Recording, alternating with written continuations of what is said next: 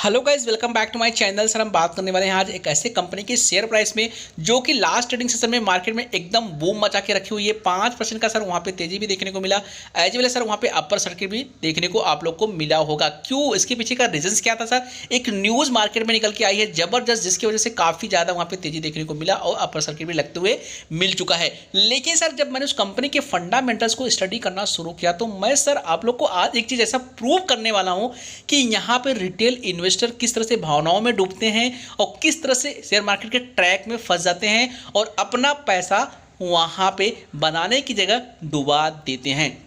बिल्कुल सर यहाँ पे प्रूफ करके आप लोग को हम दिखाने वाले हैं। वीडियो को स्किप मत करिएगा, लास्ट तक दोस्तों वीडियो में बने रहिएगा। और अगर चैनल पे आप लोगों ने फर्स्ट टाइम विजिट किया है तो चैनल को सब्सक्राइब कर लीजिएगा, बेल आइकॉन को भी दोस्तों प्रेस कर लीजिएगा। सारे लेटेस्ट इन्फॉर्मेटिव वीडियो यहाँ पे आप सभी को मिलता रहेगा। तो चलिए दोस्तों वीडियो को शुरू कर लेते हैं। तो सर देखिए, सबसे इंपॉर्टेंट होता है कि रिटेलर्स के लिए थोड़ा फंडामेंटल्स चेक करना, लेकिन रिटेलर्स हमेशा कंपनी की शेयर प्राइस देखते हुए कंपनी को जज कर लेते हैं। ये मान लेते हैं कंपनी का फंडामेंटल मैनेजमेंट ठीक होगा क्योंकि कंपनी में अच्छी खासी तेजी देखने को मिल रही है, जिसके वजह से सर यहाँ पे रिटेलर ने खूब दबा के माल उठाया, जबरदस्त यहाँ पे खरीदारी की है।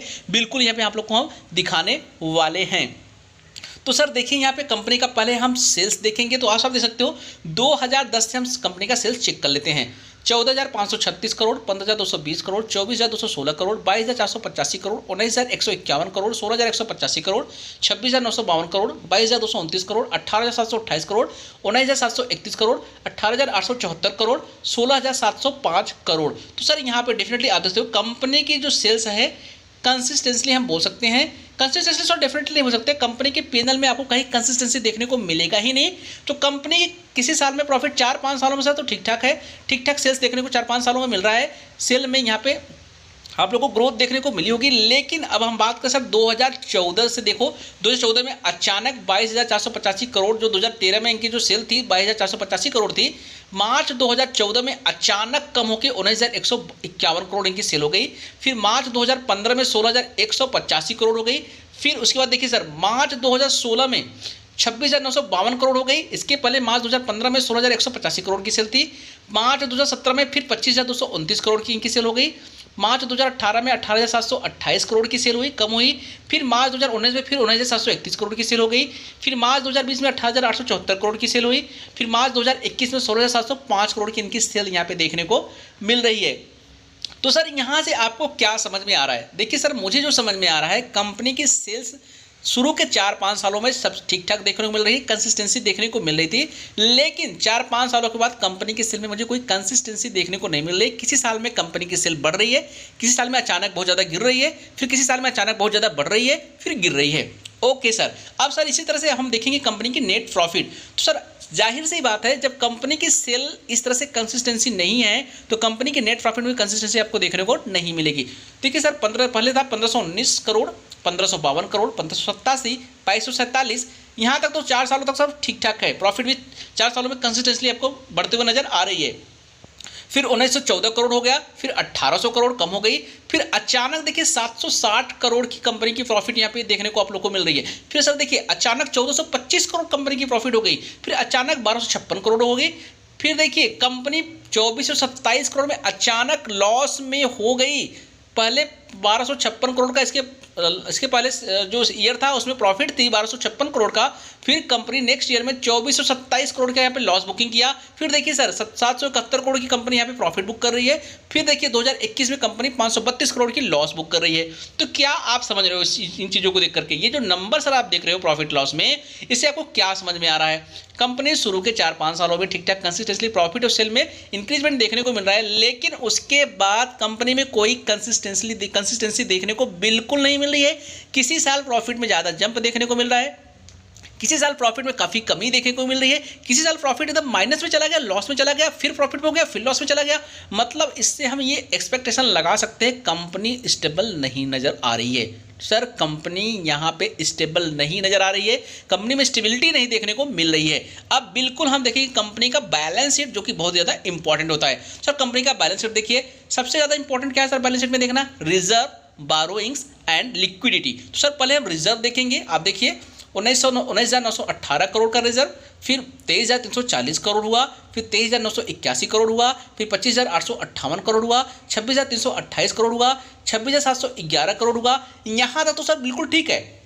उसके बाद फिर 21,426 करोड़ मार्च 2016 में हुआ, फिर 23,110 करोड़ यहाँ पे मार्च 2017 में हुआ, यहाँ भी ठीक है।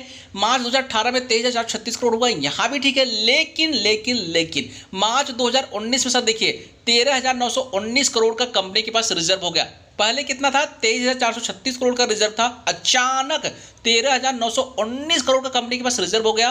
फिर मार्च 2020 में 9,530 करोड़ का, फिर मार्च 2021 में 8,941 करोड़ का इनके पास रिजर्व सिर्फ बचा हुआ है। आप देखिए 2018 से के बाद सर फिगर देखिए, आपको ज़्यादा इंपॉर्टेंट सर कहाँ पे है? 2018 के बाद आप फिगर देखिए, बिल्कुल इनके रिजर्व में कमी होती चली गई और काफ़ी नंबर में, छोटा मोटा कमी नहीं सर, 23,000 से 13,000 10 करोड़ का यहाँ पे रिजर्व में कमी हो गई। फिर 9,530 करोड़ हो गई, तकरीबन 8,000 करोड़ की यहाँ पे आपको कमी देखने को मिल रही है। फिर देखिए 8,941 करोड़ की इनकी रिजर्व हो गई। इसका मतलब क्या है सर? रिजर्व क्यों कम हो रहा है? सर रिजर्व कम होने का सबसे बड़ा रीजन क्या होता है? कंपनी के अंदर सर प्रॉफिट ही नहीं है। सर जब कंपनी के अंदर प्रॉफिट ही नहीं है तो कंपनी में रिजर्व का कैसे एक्सपेक्टेशन लगा सकते हो कंपनी का रिजर्व बढ़ सकता है? क्योंकि सर कंपनी का रिजर्व क्या है? प्रॉफिट का ही पार्ट होता है, क्योंकि जब कंपनी में प्रॉफिट होगा तो वही प्रॉफिट रिजर्व में ट्रांसफर की जाती है। लेकिन कंपनी के अंदर जब प्रॉफिट नहीं है तो रिजर्व कैसे आपको बढ़ते हुए नजर आ सकता है? डेफिनेटली यहाँ रिजर्व भी कम ही होगा, तो रिजर्व में काफी कमी हो चुकी है। सर बारोइंग देखिए, बारोइंग देखते हैं सर, बारोइंग देखिए 8,584 करोड़, फिर 11,674 करोड़ होगा, फिर 18,290 करोड़ हो गया, फिर 21,976 करोड़ हो गया, फिर 24,289 करोड़, 22,770 करोड़, 30,550 करोड़। देखिए सर 30,550 करोड़ हुआ, फिर 25,814 करोड़ हुआ, फिर 25,441 करोड़ हुआ, फिर 17,772 करोड़ हुआ, फिर 17,147 करोड़ हुआ, फिर 13,907 करोड़ हुआ। ठीक है सर, शुरू के 5-6-7 सालों में यहाँ पे कंपनी की बारोइंग तो बढ़ती गई, लेकिन फिर 3-4 सालों में, लास्ट के 3 और 4 ईयर्स में यहाँ पे कंपनी की बारोइंग्स आपको कम होते हुए देखने को मिल रही है। बिल्कुल सही है, ठीक ठाक है, लेकिन सिर्फ एक पैरामीटर से आप कंपनी को जज नहीं कर सकते। कंपनी का सर यहाँ पे हम देखेंगे लिक्विडिटी, कैसे सर यहाँ पे कंपनी का देख सकते हो, 449 करोड़ था, 636 हुआ, 1377 हुआ, 452 में 650, 535, 481, 677, 1145, 894, 1460 और 926 करोड़ की। ठीक है, यहाँ पे कंपनी के कैश इक्विवेलेंट भी ठीक ठाक देखने को मिल रही है। लेकिन जैसा सर मैं आप लोगों को बोल रहा हूँ कि कभी भी कंपनी का जब फंडामेंटल चेक करोगे तो सिर्फ 1 या 2 पैरामीटर सही होने से बिल्कुल कंपनी, ये मत मानिए कि कंपनी अच्छा खासा पोजीशन में है। सबसे इंपॉर्टेंट होता है कंपनी की सेल्स और कंपनी की प्रॉफिट। जब कंपनी के अंदर प्रॉफिट ही नहीं होगा तो कुछ भी यहाँ पे पॉसिबल नहीं है, ना तो कंपनी का रिजर्व बढ़ने वाला है और ना तो लिक्विडिटी भी आने वाली है ज़्यादा टाइम तक। तो ये सबसे ज़्यादा इंपॉर्टेंट सर यहाँ पे होता है। बारोइंग्स ठीक है, थोड़ा बहुत कमी देखने को मिल रही है, लेकिन मेन है प्रॉफिट और सेल, ये कंपनी के अंदर बिल्कुल नहीं है। कंपनी एकदम कंसिस्टेंटली तरीके से कंपनी के अंदर मुझे कोई कंसिस्टेंसी देखने को बिल्कुल नहीं मिल रही है। अब हम बात करें कंपनी के यहाँ पे सर, यहाँ पे होल्डिंग पैटर्न के बारे में, ये देख के आप लोग एकदम चौंक जाओगे, एकदम शॉर्ट लग जाएगा आप लोग को। सर देखिए कंपनी का यहाँ पे हम बात करने वाले हैं शेयर होल्डिंग पैटर्न। तो सर देखिए प्रमोटर्स का शेयर होल्डिंग पैटर्न देख सकते हो सर, पहले कितनी थी 49.45 की यहाँ पे कंपनी की प्रमोटर्स की होल्डिंग पैटर्न थी, फिर 49.31 था, 40.98, फिर 39.69, 39.69, 34.83, 14.70, 14.69, 4.98, 4.98, 4.98, 4.98। आप देख सकते हो सर कंपनी की सितंबर 2020 से कंपनी के जो प्रमोटर की होल्डिंग है 4.98, मतलब 5% की सिर्फ यहाँ पे कंपनी ने, जो प्रमोटर्स हैं उन्होंने अपने शेयर को होल्ड कर रखा है। मतलब यहाँ पे प्रमोटर्स को ही विश्वास नहीं है भैया, यहाँ पे प्रमोटर्स को ही अपने कंपनी पे बिल्कुल विश्वास नहीं है। 5% का सिर्फ प्रमोटर का यहाँ पे होल्डिंग पैटर्न है। जब प्रमोटर्स को नहीं है तो यार आम पब्लिक को कैसे यहाँ पे ट्रस्ट किया जा सकता है? मुझे ये चीज़ें बिल्कुल समझ में नहीं आ रही है। FI का देखिए सर, FII का देखिए 26, 30, 25, 22, 15, 13, 9.8, 6.7, 4, 2% का सिर्फ FII का यहाँ पे होल्डिंग पैटर्न है, होल्डिंग है। यहाँ पे DII का सर देखिए 5.06 का देखने को मिल रहा है। अचानक DII ने भी कम किया अपना होल्डिंग, FII की तरफ से भी कम किया गया, प्रमोटर की तरफ से भी कम कर दिया गया। तो सर फिर इसको उठा कौन रहा है माल को?